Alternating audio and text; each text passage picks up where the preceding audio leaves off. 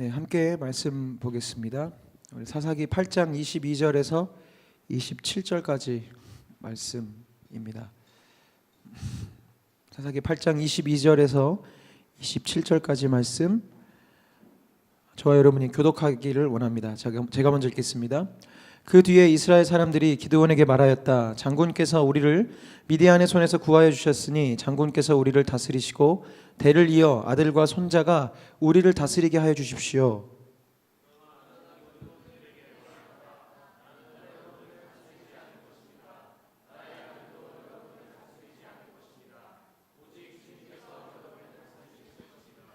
기드온은 말을 계속하였다. 여러분에게 한 가지 청이 있습니다. 각 사람이 얻은 전리품 가운데서 귀고리 하나씩을 나에게 주십시오.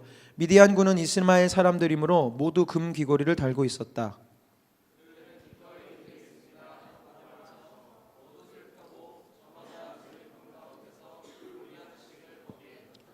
그의 요청으로 들어온 금 귀고리의 무게가 금 1700세겔이나 되었다. 그 밖에도 초승달 모양의 장식품과 폐물들, 미디안 왕들이 입었던 자주색 옷과 낙타 목에 둘렀던 사슬이 있었다. 기드온은 이것들을 가지고 에봇 하나를 만들어 자기가 사는 오브라 성읍에 두었다. 그러자 온 이스라엘이 그곳에서 그것을 음란하게 섬겨서 그것이 기드온과 그 집안의 올가미가 되었다. 아멘. 하나님의 말씀입니다. 오늘 제목이 뜨죠. 네, 우리 친구들이 정말 중요한 걸 제일 작게 해주셨습니다. 네, 그만큼 잘 보이시죠? 정말 오늘 주제는 김미지저스인데 굉장히 작게 되어 있습니다. 네, 네, 사랑합니다 우리 미디어 팀. 네, 지금 저렇게 제 마음을 잘 알지를 못하는지 모르겠어요. 자, 오늘은 조금 커졌습니까? 네. 김미지저스, 하나님만이 우리의 상급이셔야 합니다라는 제목으로 말씀 나누려고 하는데, 오늘 말씀에 어떻게 보면 핵심이 되는 귀한 찬양이 있는데, 처음에 말씀을 준비하고 제가 불러드리려다가 제가 부르면 은혜가 턱 떨어질 것 같아서 원곡 그대로 준비했습니다. 여러분 영상 잠깐 보시고 말씀으로 들어가겠습니다.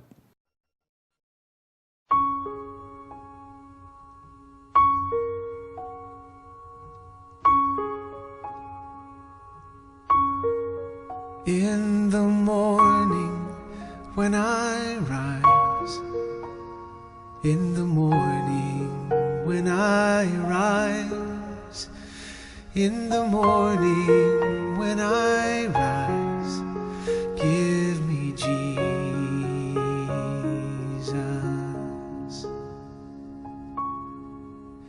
give me Jesus, give me Jesus. You can have all this world, but give me Jesus.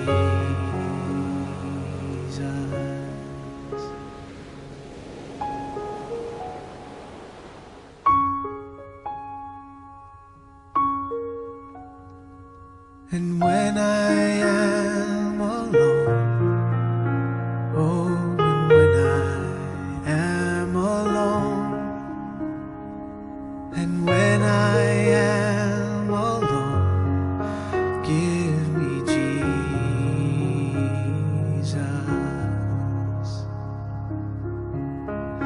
give me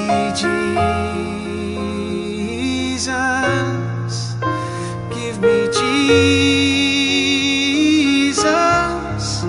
You can have all this world, but give me Jesus.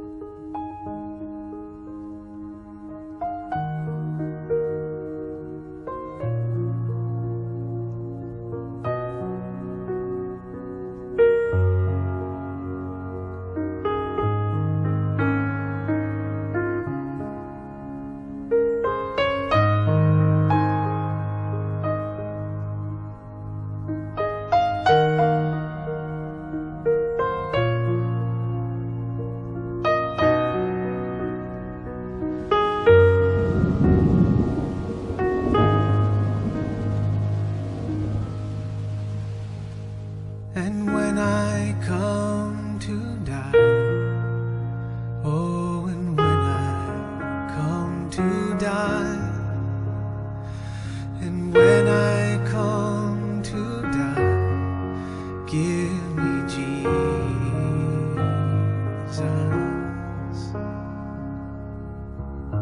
Give me Jesus. Give me Jesus. You can have all this world. You can have all this world. You can have all this world, but give me Jesus.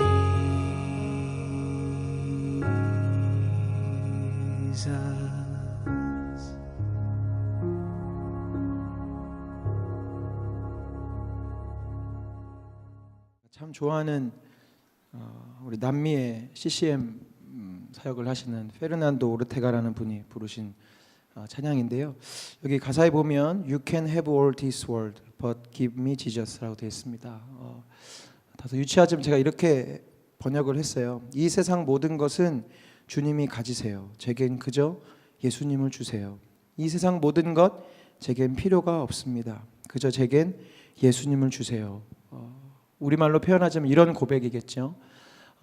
오늘 이 예배가 저와 여러분 모두에게 이 고백이 저분이 노래하는 그냥 저 고백이 아니고 내 고백이 되기를 간절히 기도합니다. 그 마음으로 우리가 좀 말씀 앞에 서기를 원하는데, 우리가 사사기 시리즈를 계속 걸어오다가 이제 1월 한 달 동안 나의 부르심이라는 타이틀로 또 4주를 예배를 지내고 다시 오늘부터 사사기 시리즈가 시작이 됩니다. 순서로는 11번째 시간이고요. 기드온을 가지고 얘기하는 것은 5번째입니다. 그리고 기드온은 오늘 이야기로 이제 끝이 나고요. 다음 주부터 이제 다른 사사들의 이야기를 나누게 될 텐데, 지난 시리즈를 한번 정리해 볼게요. 기드온이라는 사람이 어떠한 사람인지 좀 알려드리기 위해서 기드온 시리즈 첫 번째를 시작하면서 제목을 이렇게 잡았습니다. 선택의 근거는 상황이 아니라 말씀이어야 한다. 무슨 말이냐면 하나님이 기드온을 선택하셨습니다. 내가 너를 통해서 이스라엘을 구원하는 리더로 세우겠다. 그런데 기드온이 처한 상황은 절대로 리더가 될 수 있는 상황이 아니었습니다. 아주 작은 집안의 막내 아들이었고 몰래 숨어서 밀 이삭이나 타작하던 아주 별 볼 일 없는 사람이었기 때문에 그의 상황을 볼 때는 절대로 이스라엘의 대장이 될 만한 사람이 아니었죠. 그러나 하나님은 기드온을 선택하실 때 상황을 보신 것이 아니고 말씀으로 그를 세우신 것을 선포했습니다. 두 번째, 기드온 두 번째 이야기는 헐고 다시 세우라는 이야기를 드렸습니다.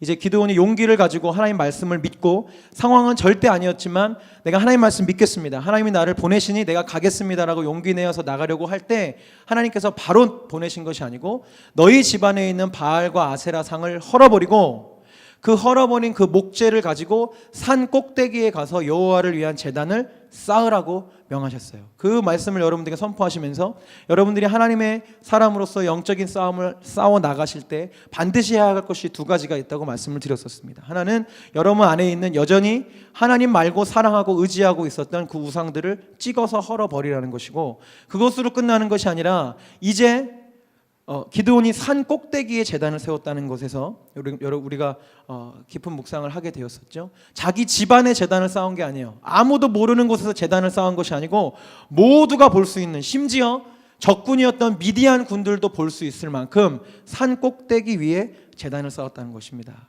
그 의미인즉슨 이제 여러분이 나는 그리스도인입니다, 나는 하나님의 사람입니다, 나는 예수님을 위해서 이 땅에서 살아가겠습니다라고 선언하고 선포하시라는 말씀을 드렸었습니다.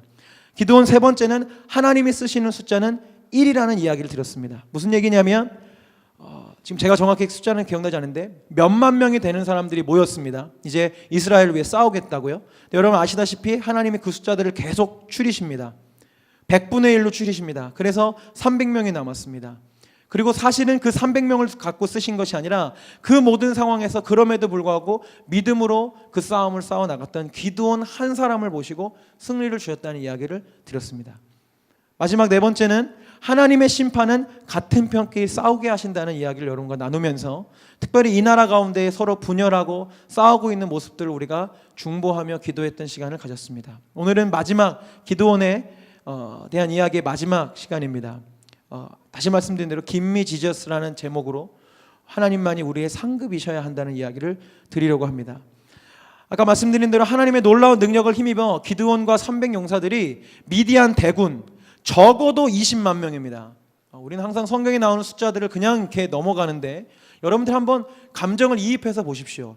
지금 301명이 적어도 20만 명, 많게 보면 30만 명의 군과 싸웠는데 한 명도 목숨을 잃지 않고 그 20만 명, 30만 명을 몰살을 시키는 놀라운 일들이 펼쳐졌어요.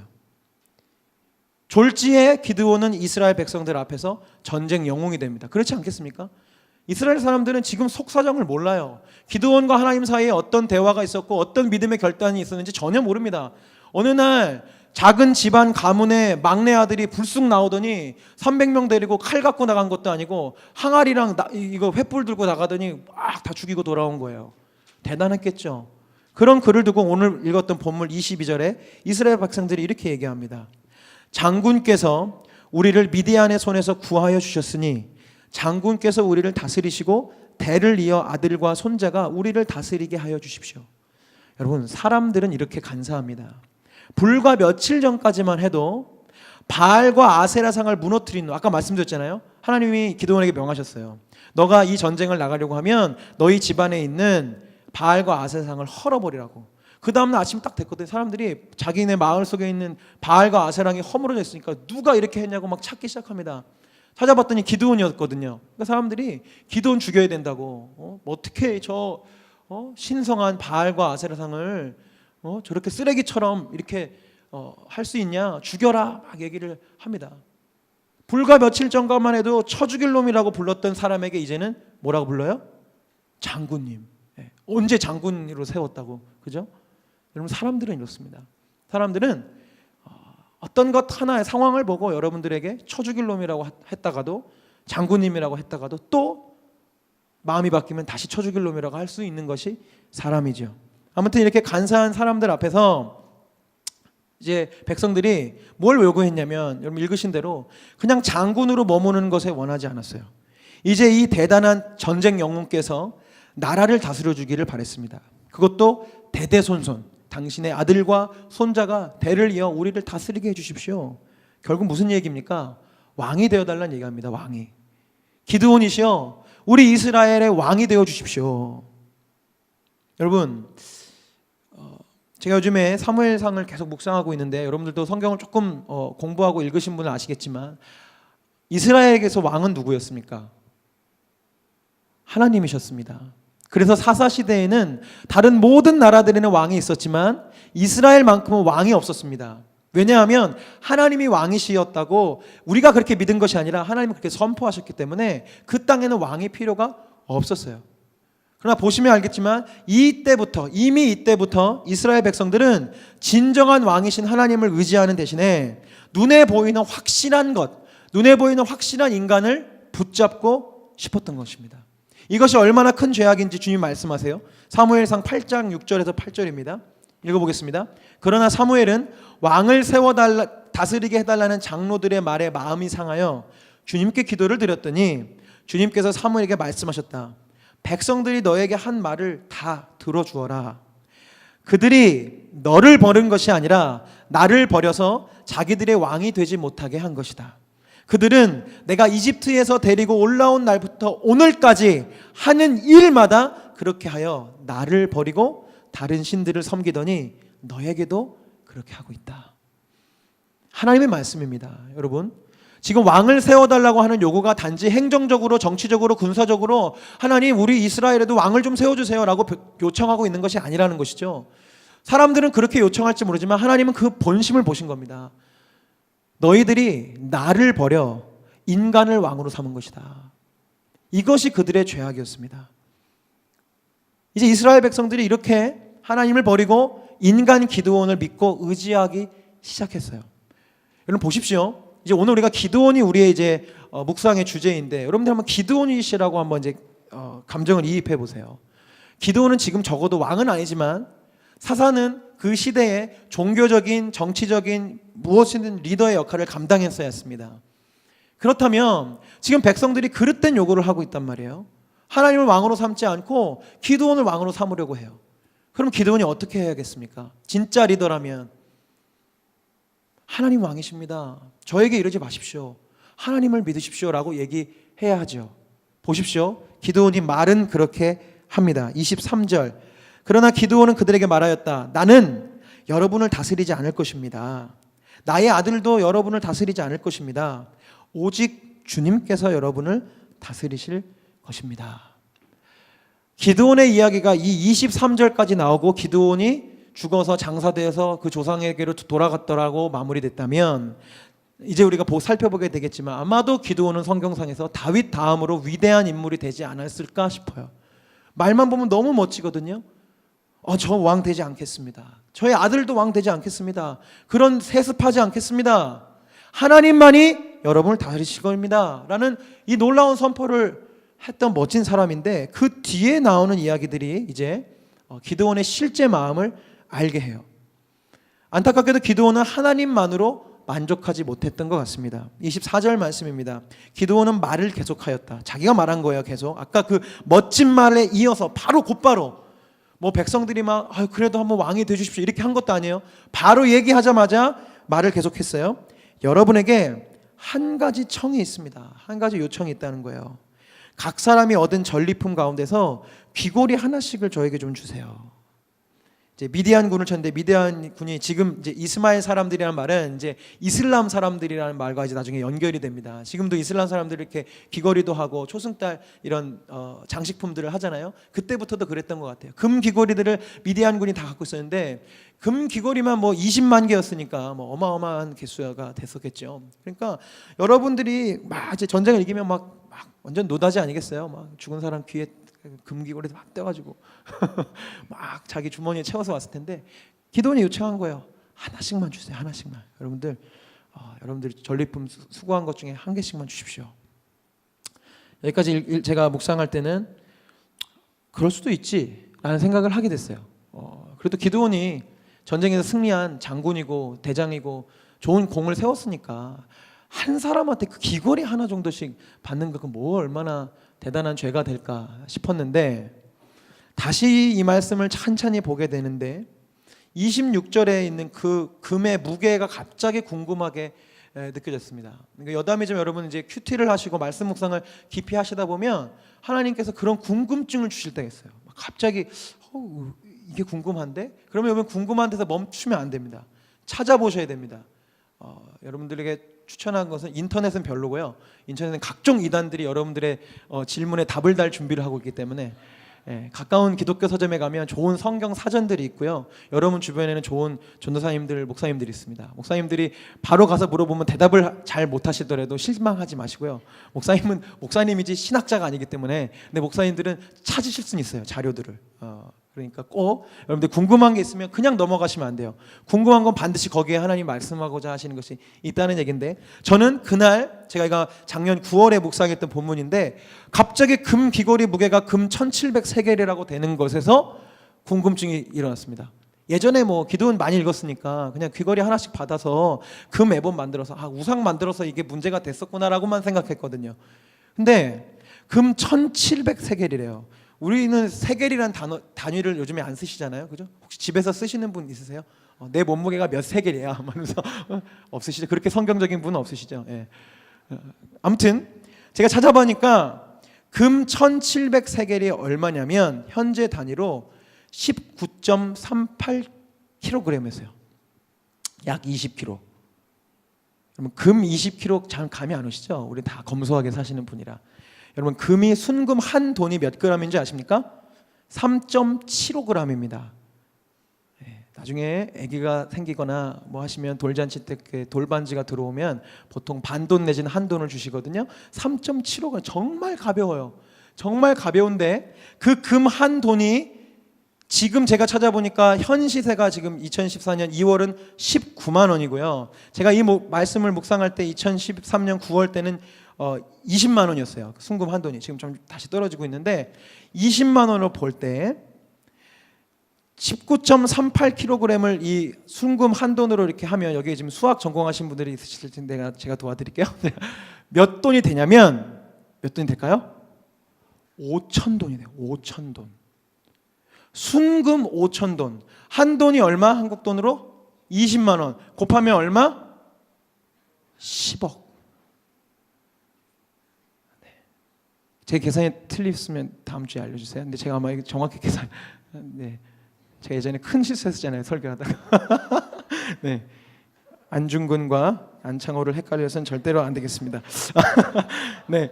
10억입니다. 10억. 그냥 사람들에게 금 귀걸이 하나씩 이게 달라고 한 게 아니에요. 다 모아봤더니 그 금액이 10억이었다. 10억. 글쎄요, 우리 중에는 10억이란 단위가 크게 느껴지지 않은 사람이 있을 수 있겠지만 그 당시엔 금은 어떻게 보면 지금보다도 더 큰 가치를 가질 수도 있었을 것입니다. 지금처럼 뭐 금을 쉽게 캘 수 있는 상황도 아니었을 것이고 금을 뽑아내는 기술도 지금보다는 좋지 않았었기 때문에 아마 금을 값을 매긴다면 지금보다 더 큰 값을 매겼을 것이에요. 기드온은요, 지금 말로는 자기가 왕이 아니라고 하고 있지만 왕처럼 굴기 시작했어요. 한 사람 한 사람에게 지금 마치 세금을 걷어들이듯이 당신들 나 왕 삼고 싶은 그 마음 가지고 나한테 금 조금씩 주십시오. 그래서 걷어들인 게 10억이었습니다. 기드온은 갑자기 힘을 갖기 시작한 거예요. 말씀드렸잖아요. 불과 며칠 전, 몇 년 전도 아니에요. 며칠 전까지만 해도 이름 없는 집안에 이름 없는 막내 아들이었어요. 밀 이삭을 타작하다가 미디안군에게 노예로 끌려가거나 죽임을 당해도 상관없었던 그런 막내 아들이었다고요. 밀 이삭이나 털던 사람이 갑자기 지금 뭘 요구해요? 10억 달라는 거예요. 10억. 10억 주세요. 10억을 소유했습니다. 기드온은 하나님 대신에 이제 재물과 소유를 원하기 시작했어요. 그런데 문제는 이것만 가졌으면 괜찮았는데 여러분 보십시오. 늘 무시당했던 막내 아들이었습니다. 이런 사람들 마음속에 깊은 상처가 있어요. 늘 무시당했거든요. 아버지한테 무시당한 거예요. 이따가 다윗 얘기도 하겠지만 다윗도 막내 아들이었거든요. 다윗이 왜 양치기로 나갔을까요? 양을 잘 쳐서? 양치기 달인이어서 보냈을까요? 아닙니다. 예나 뭐 지금이나 이스라엘이나 마찬가지로 장남부터 중요한 순서가 되거든요. 아들들은 막내 아들, 뭐 기드온이 몇째 아들인지는 성경에 안 나와서 모르겠습니다만 다윗 같은 경우는 8번째 아들이에요. 제가 아이가 몇이 있습니까? 세신자들 계시군요. 셋이 있습니다. 셋이. 예. 8쯤 되면 정말 셋까진 귀여울 것 같아요. 셋째 너무 귀엽거든요. 근데 넷째, 다섯째부터는 목사님 다섯째신데 죄송합니다. 우리 목장님 6번째 중에 6 형제 중에 5번째신데요. 예, 물론 어머니께서 매우 사랑하시는 거 제가 알고 있습니다만 8번째쯤 되면 진짜 이게 아들이 집에 있는 건지 없는 건지 별로 상관이 없어질 것 같아요. 다윗이 그랬어요. 너 그냥 양치다 죽어도 우리 집안에 아들 7명 있으니까 너 가서 양쳐. 왜 다윗이 이 돌팔매질이 탁월해졌겠어요? 할 게 없어서가 아니었습니다. 진짜로 실제적인 위협들이 다가왔는데 다윗도 사람인데 살고 싶지 않겠어요. 여호와 이름을 부르짖으며 그냥 곰과 사자에게 이걸 던졌던 것이죠. 이 기드온 마찬가지였습니다.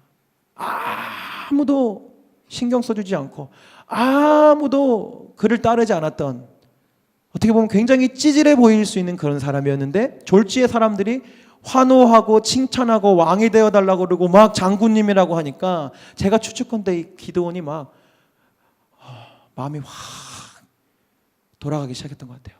그러면서 물질만 소유하는 것을 원치 않았었는지 이 금을 가지고 순금 10억을 가지고 무엇을 만드냐면 오늘 성경에 보면 금 에봇을 만들었다 그랬어요. 금 에봇. 에봇이라고 하는 것은 제사장이 제사할 때 드리는 의복입니다. 근데 그것을 금으로 만들었습니다. 다분히 종교적인 의미를 갖겠다는 뜻이었고요. 이것은 무엇을 의미하냐면 마치 김일성이 동상을 세우고 어떤 독재자들이 전쟁에서 승리했을 때 기념비를 세우는 것처럼 자신의 명예와 권력을 과시하기 위해서 금 에봇을 만든 거예요. 다시 말씀드리지만 기드온이 그냥 자기 혼자 승리를 만끽하기 위해서 금 에봇을 만든 게 아니에요. 그랬으면 그냥 금만 갖고 있으면 되죠. 그 많은 금을 자기 창고에 넣어두고 돈처럼 쓰면 됐었잖아요. 그러나 그렇게 안 했어요. 기드온은 지금 돈만 원하는 게 아닙니다. 권력을 갖고 싶었어요. 명예를 갖고 싶었어요. 그래서 금 에봇을 만든 거예요. 성경을 보면 이렇게 되어 있습니다. 기드온은 이것들을 가지고 에봇 하나를 만들어 자기가 사는 오브라 성읍에 두었다. 집에 둔 게 아니에요. 자기 마을에 잘 보이는 곳에 두었던 것 같아요. 그러자 온 이스라엘이 그곳에서 그것을 음란하게 섬겼다고 되어 있습니다.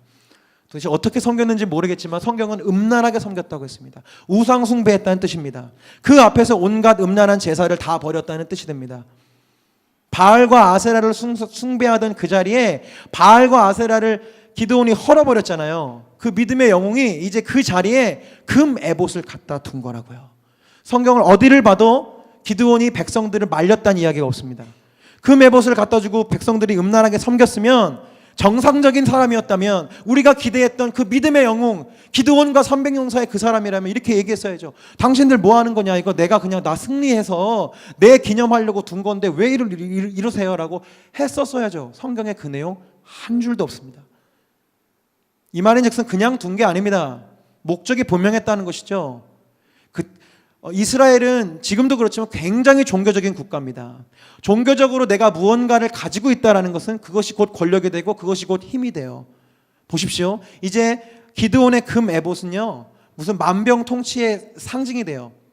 그렇죠? 300명을 가지고 30만 명을 이긴 사람이 만든 에봇이에요. 승리의 아이콘이에요.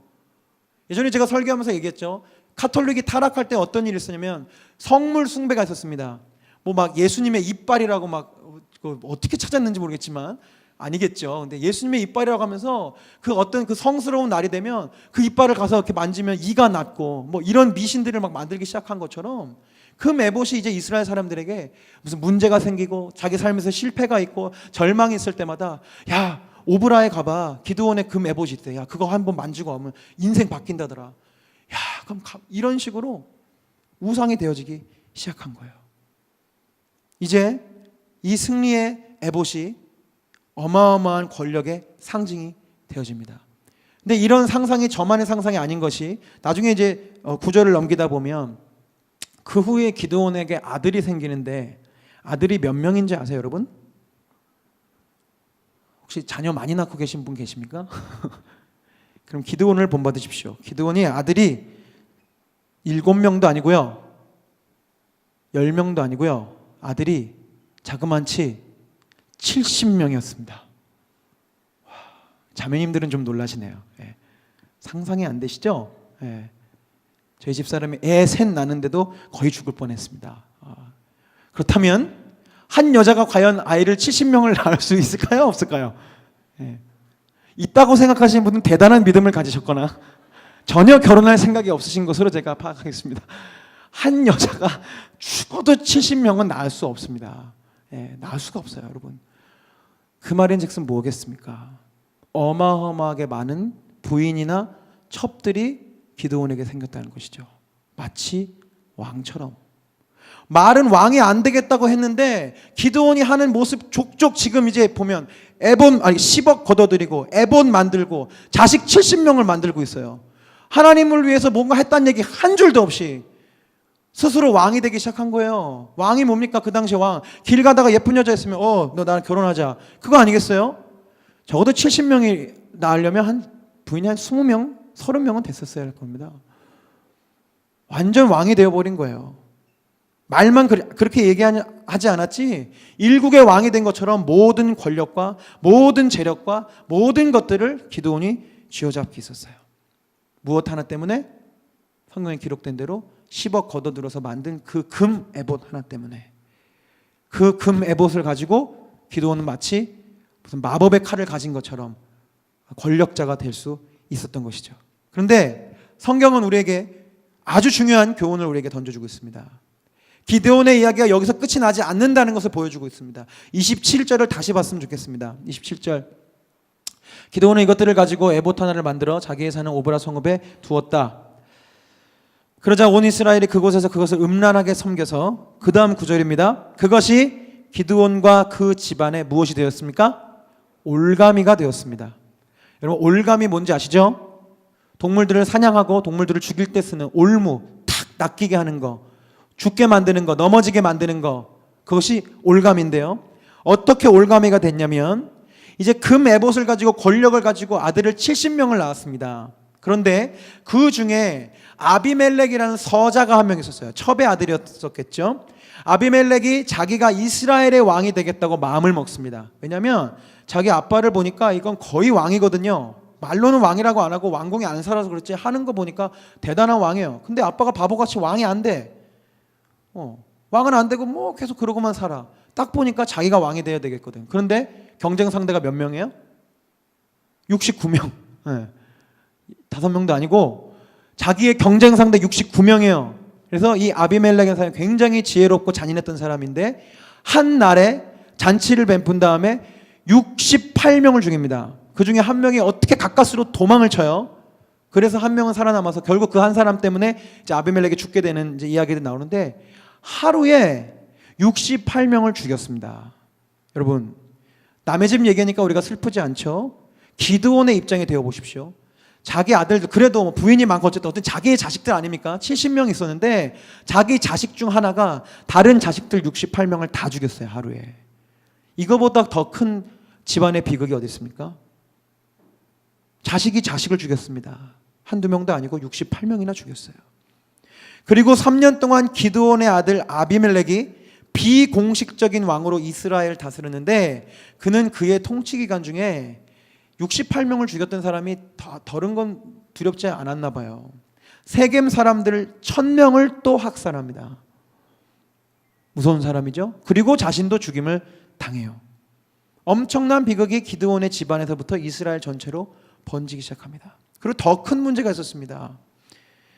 이스라엘 백성 전체에게 금 에봇을 섬기게 했던 그 기드온의 그 모습이 기드온이 죽자마자 어떻게 다시 바뀌었냐면 사사기 8장 33절에서 34절 말씀이에요.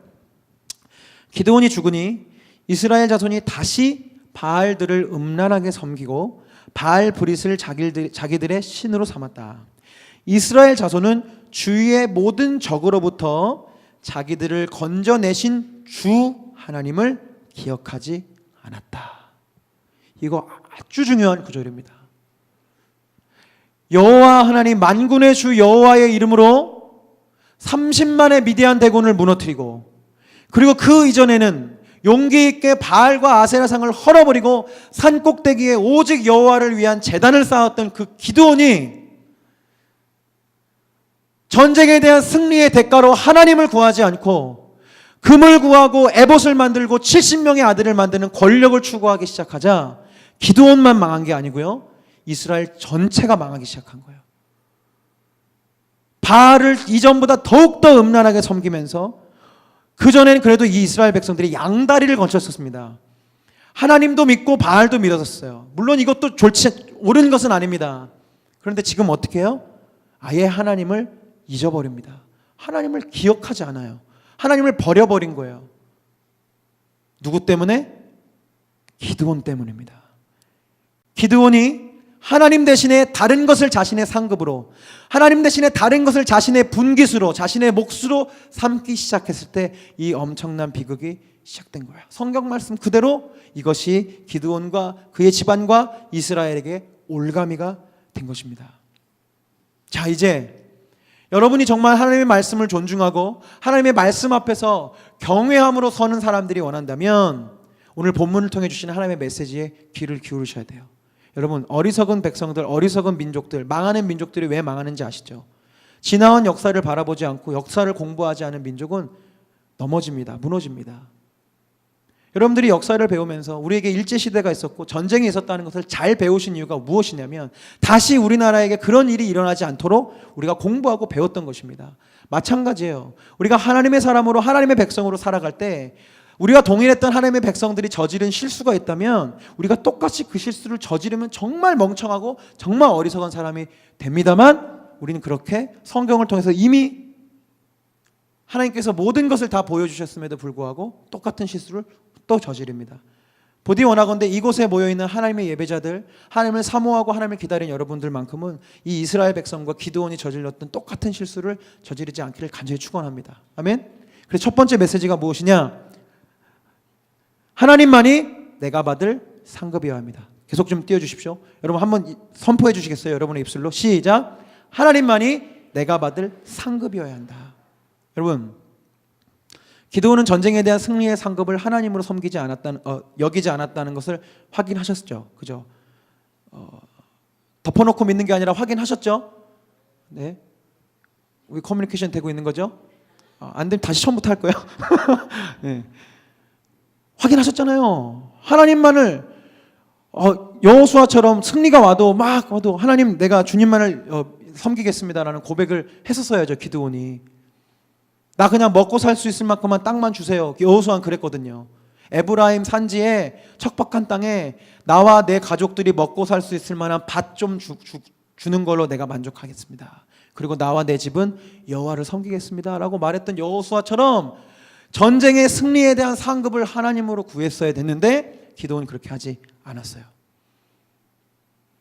순금 10억을 자기가 받을 분기수로 책정하고 그것으로 자기의 권력의 상징이었던 에봇을 만들었단 말입니다. 여러분, 무엇이 타락한 사역자를 만듭니까? 무엇이 타락한 그리스도인들을 만들어요? 다른 이유가 있어서가 아니에요. 사역자가 술을 마시고 무슨 문제가 생기고 그리스도인들이 엄청난 살인을 저질러서 타락하는 것이 아닙니다. 삶의 목적과 이유가 하나님이 아니라 다른 것에 있을 때 그것을 타락했다고 말합니다. 아주 쉽게 얘기할까요? 목사가 하나님의 영광과 영혼의 구원을 위해서 사역하지 않고 자기 명예를 높이기 위해 설교하고 자기의 권력을 과시하기 위해 헌금을 사용하기 시작한다면 그것이 타락한 겁니다. 단지 목사에게만 적용되는 것이 아닙니다. 여러분이 진정 그리스도인이라면, 진짜 그리스도인이라면 여호와만을 우리의 상급으로, 하나님만을 우리의 행복의 만족의 기준으로 삼아야 한다는 것입니다. 그렇지 않을 때 여러분들은 제 아무리 이곳에서 열심히 예배를 드리고 심지어 여러분들이 11조를 열심히 드리고 아무리 열심히 봉사하고 나간다 할지라도 하나님 보시기에 여러분은 가짜 그리스도인이고요, 맛을 잃은 소금이고 빛을 잃어버린 등경과 다름이 없습니다. 성경은 분명히 이야기하고 있습니다. 하나님이 우리가 받을 유일한 상급이시고 우리가 믿고 의지할 유일할 것이 예수 그리스도라고 얘기하고 있어요. 여러분, 예수님은요, 우리가 천국 갈 수 있는 티켓이나 보험이 아닙니다. 많은 사람들 그렇게 착각합니다. 내가 예수의 이름을 믿으니까 난 천국 가겠지. 여러분, 예수님은 구원자십니다. 아멘? 여러분, 도대체 구원을 뭐라고 생각하는지 모르겠지만 구원은요, 어려움에서 구출해 주시는 거예요. 그것은 죄 가운데 허덕인 우리가 천국 가는 그 어려움을 극복해 주신 것뿐만 아니라 이 땅에 살아가고 살면서 하나님의 사람으로 살면서 십자가의 길을 걸어가면서 제자의 길을 걸어가면서 당하는 모든 어려움들을 이기고 구원해 주시고 구출해 주실 수 있는 힘이 예수 그리스도라는 이야기입니다. 아멘? 내가 천국 가는 그 구원은 예수님한테 받고 내가 현실에서 재정적인 위기, 여러 가지 위기가 오면 다른 곳에서 구원을 찾는 가짜 그리스도인들이 얼마나 많냐고요. 그 모든 것의 답은 예수님이십니다. 예수님이 나를 구원하시고 예수님이 지금도 나를 지키시고 예수님이 나를 먹이고 나를 입히실 것이라는 고백이 진짜 그리스도인의 고백이라는 거예요. 그 고백을 잃어버린다면 여러분들은 가짜입니다. 두 번째 하나의 메시지 있습니다. 끝까지 하나님을 잃지 말아야 한다는 거예요. 끝까지. 저는 개인적으로 기드온의 인생이 너무나 안타깝다고 아까도부터 계속 말씀드리고 있습니다. 아무 힘도 없고 겁쟁이였던 막내 아들 기드온이 하나님께서 부르셨어요. 얼마나 은혜입니까? 아무것도 아닌 사람을, 아무 능력도, 전쟁이란 건 한 번도 해본 적 없는 그 사람을 하나님 택하셨어요. 엄청난 승리를 주셨어요. 그때까지만 해도 믿음으로 돌진했던 사람이었어요. 여러분 생각해 보십시오. 30만 명을 300명 가지고 무슨 수를 이깁니까? 근데 기드온은 그때까지만 해도 믿음이 있었어요. 믿음을 가지고 달려갑니다. 근데 그 사람이 그 마지막까지 하나님을 구했으면 놀라운 인생으로 그 인생이 바뀌어졌을 텐데 마지막에 하나님을 선택하지 않았어요. 하나님을 자신의 분깃으로, 자신의 기업으로, 자신의 방패로, 자신의 피난처로 하나님을 삼지 않았어요. 만약에 기드온이 그 마지막에 하나님을 선택했다면 그는 다윗처럼 위대한 인생이 되었을 것입니다. 여러분, 다윗은 기드온과 여러 면에서 그 시작이 닮았다고 아까 말씀드렸습니다. 다윗은요, 기드온처럼 별 볼 일 없는 사람이었는데 하나님이 그를 택하시고 기름 부으셨어요. 다윗은 전쟁 영웅이 됐습니다. 기드온처럼. 그리고 다윗은 정말로 왕이 되었습니다. 기드온과는 달리 하나님이 세우신 왕이었죠.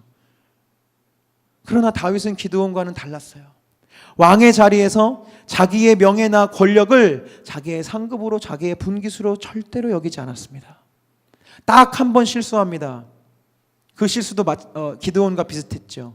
자기가 가진 그 자리를, 왕의 자리를 자신의 권력으로 사용했을 때 밧세바를 범하는 죄를 한 번 범하긴 했습니다만, 그 이유를 제외하고선 다윗은 늘 신실하고 겸손하게 하나님 당신만이 왕이십니다라고 고백했어요.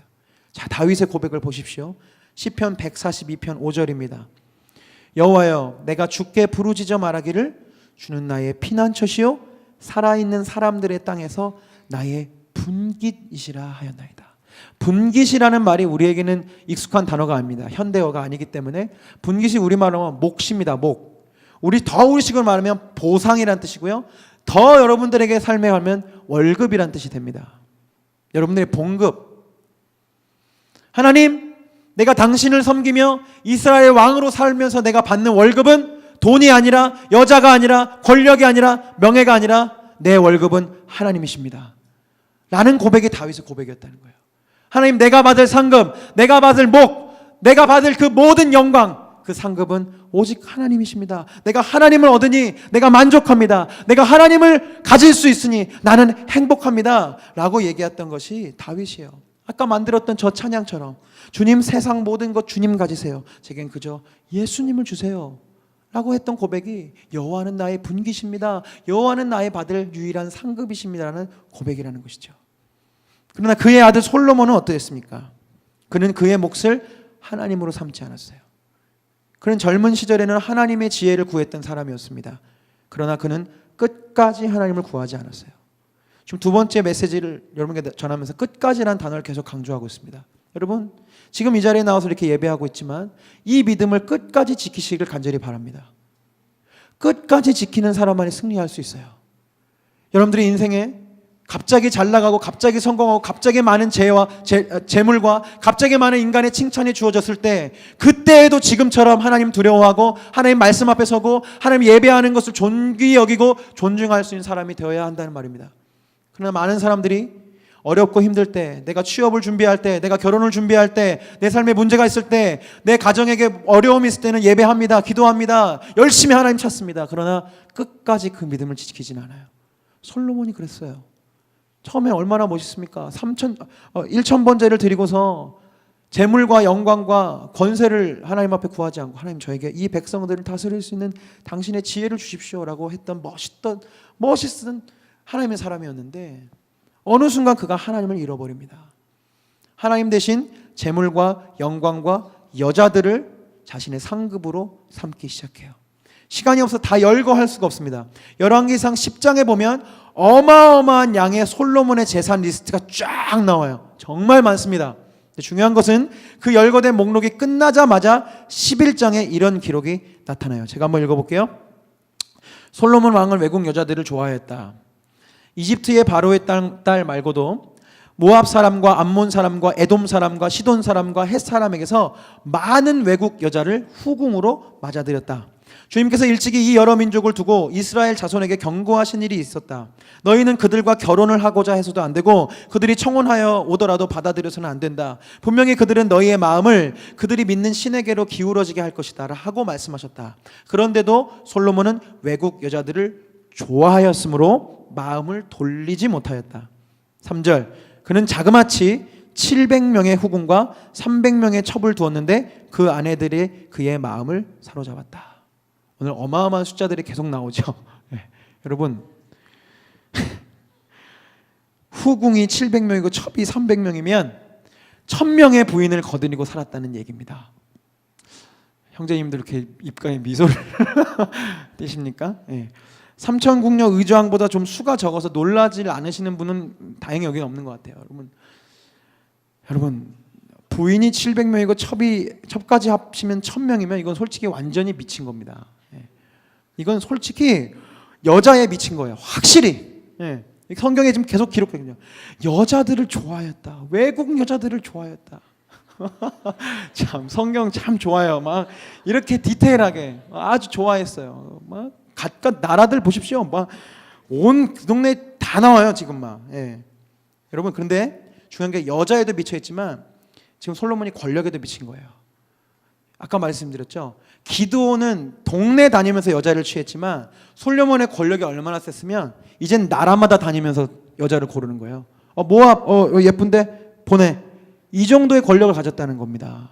그 권력에 미친 거예요. 물론 여자도 좋았지만 그 재미에 들린 거예요. 그 나라들이 벌벌 떨거든요. 모압 왕에게 나가서 거기 지방에 예쁜 여자 있던데 보내라고 했는데 모압 왕이 안 보내봐요. 이스라엘 그때 최대 강대국이었는데 가서 모압 쳐버릴 수 있잖아요.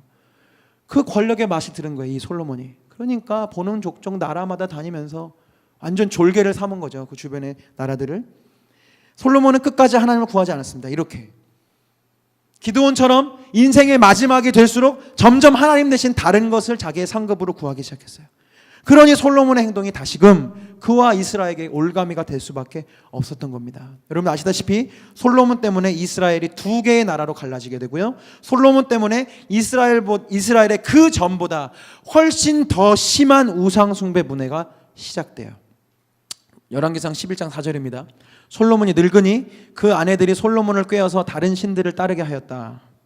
누구요? 그 아내들이 1000명의 아내들이 솔로몬을 꾀어서 다른 신들을 따르게 하였다는 거예요. 그래서 솔로몬은 자기의 주 하나님께 그의 아버지 다윗만큼은 완전하지 못하였다. 여러분 1000명의 부인에게서 수입된 이방 숭배의 문화가 솔로몬 한 사람 때문에 마치 바이러스가 퍼져나가는 것처럼 이스라엘 땅에 번져나가기 시작한 거예요. 그 이후에 여러분 한번 성경을 보십시오. 북이스라엘은 망하는 그날까지 우상 숭배하다가 끝납니다. 남유다도 왕이 하나님을 두려워하는 왕이 세워지는 몇 차례를 제외하고서는 계속 우상 숭배하다가 하나님 앞에 얻어 터져요. 그 나중에 포로로 끌려가죠. 누구 때문에요? 솔로몬 때문입니다. 솔로몬이 그렇게 많은 여자들과 결혼하지 않았더라도 그저 바알과 아세라 정도만 하나님과의 적수가 됐을 텐데 이거는 이제 뭐 어마어마하게 많은 이 신들이 하나님과 겨루는 상태가 되어버린 겁니다. 말씀을 결론 짓습니다. 여러분의 최후 상급은 무엇입니까? 우리 예배팀 나와주십시오. 여러분 정말 물어보겠어요. 여러분이 이 땅에 살면서 바라고 있는 상급은 무엇입니까? 더 구체적으로 말씀드릴까요? 여러분 이 예배의 끝에 누가 서 있습니까? 이렇게 예배 드리는 것 끝에 주님이 서 있어요? 정말 주님을 위해 예배하고 있냔 말입니다. 여러분의 섬김의 끝에, 여러분의 기쁨의 끝에, 여러분의 만족의 끝에, 여러분의 그 삶의 그 마지막 그 끝자리에 과연 주님이 계십니까? 나의 만족과 나의 기쁨과 나의 행복을 위해 하나님을 이용하고 있지는 않느냐 말입니다. 정작 예배하고 기도하는 정성을 들여서 하나님께 10억쯤 받아내고 싶은 그 마음 아니냔 말입니다. 교회에서 열심히 봉사하고 헌신하는 모습을 통해 사람들에게 인정받고 싶은 것은 아니냔 말이에요. 정말 여러분의 상급은 하나님 한 분이라는 사실에 만족하실 수 있냐는 말입니다. 제가 여러분들에게 선포할 때 이렇게 열심히 예배해서, 이렇게 열심히 기도해서, 이렇게 열심히 말씀 봐서 여러분이 얻는 것이 하나님이십니다라고 말하면 그 말이 정말 기쁘게 감격적으로 아멘으로 다가오느냐 말이에요. 오늘 그걸 놓고 기도할 거예요. 감정적으로 기도하지 마십시오. 진짜 스스로에게 물어보십시오. 이렇게 열심히 예배하고 내가 이렇게 하나님 열심히 믿어서 하나님밖에 못 얻는다고? 내가 이렇게 열심히 예배하는데 내가 예수님밖에 나한테 얻는 게 없다고? 그럼 내가 왜 이렇게 예배해야 돼? 라는 마음이 내 안에서 올라온다면 여러분은 기드온과 다를 바가 없는 사람입니다. 여러분은 솔로몬과 다를 바가 없는 사람이에요. 그리고 정말 죄송하지만 여러분이 정말 아직도 그 마음이라면, 하나님이 아닌 다른 것으로 상급을 삼으려는 그 마음이라면 그 마음 때문에 여러분은 망합니다. 그 올가미에 걸려서 망할 겁니다. 여러분들이 진정으로 회개하지 않는다면. 성경은 아주 단호히 얘기했어요. 기드온의 그 금 에봇이 그에게 올가미가 되었다고. 사랑하는 여러분, 오늘 이 저녁에 우리가 그 올가미를 죄다 벗어버렸으면 좋겠습니다. 아까 보았던 그 찬양처럼 주님, 세상 모든 것은 주님 다 가지셔도 됩니다. 세상의 그 모든 좋은 것들 주님 다 가지시고 저에겐 그냥 예수님만 주십시오. 주님 다 가지시고 나한테는 예수님 한 분만 주십시오. 그 고백이 여러분에게 생겨지길 간절히 바라요. 근데 그거 아세요, 여러분? 예수님 한 분 얻는 거 굉장히 초라해 보이고 굉장히 허탈해 보이고 굉장히 아무것도 아닌 것처럼 보이지만, 성경에 예수님만 구하고 예수님만 얻었던 사람들의 놀라운 승리의 이야기들이 곳곳에 숨어져 있습니다. 여러분, 이 시간 우리가 잠잠히 기도하기를 원합니다. 감정적으로 부르짖어 기도할 필요 없습니다. 이 시간 잠잠히 기도하실 때 여러분의 예배의 끝에 누가 서 있는지 보십시오. 여러분들이 신앙생활하는 것 끝에 누가 서 있는지 보십시오. 여러분들이 기도하고 있는 그 기도의 생활 뒤에 그 끝에 누가 서 있는지 보시고, 내가 하고 있는 직장 생활의 그 끝에 누가 서 있는지 보시고, 여러분들이 하고 있는 그 모든 것의 끝에 과연 예수님이 서 계신지 보시기 원합니다. 예수님만이 나의 유일한 상급입니다는 그 말이 나에게 만족함으로 다가오지 않는다면 왜 그러하지 못하는지에 대해서 기도하십시오. 그리고 기도하십시오. 내가 주님 한 분만으로 만족할 수 있도록 도와주십시오. Give me Jesus. 주님이 이 세상 모든 것 다 가지시고 저에겐 예수님을 주십시오라는 그 고백이 여러분 안에 세워질 수 있도록 시간 잠시 잠잠히 여러분의 마음을 두고 기도하겠습니다. 기도하십시다. 주님,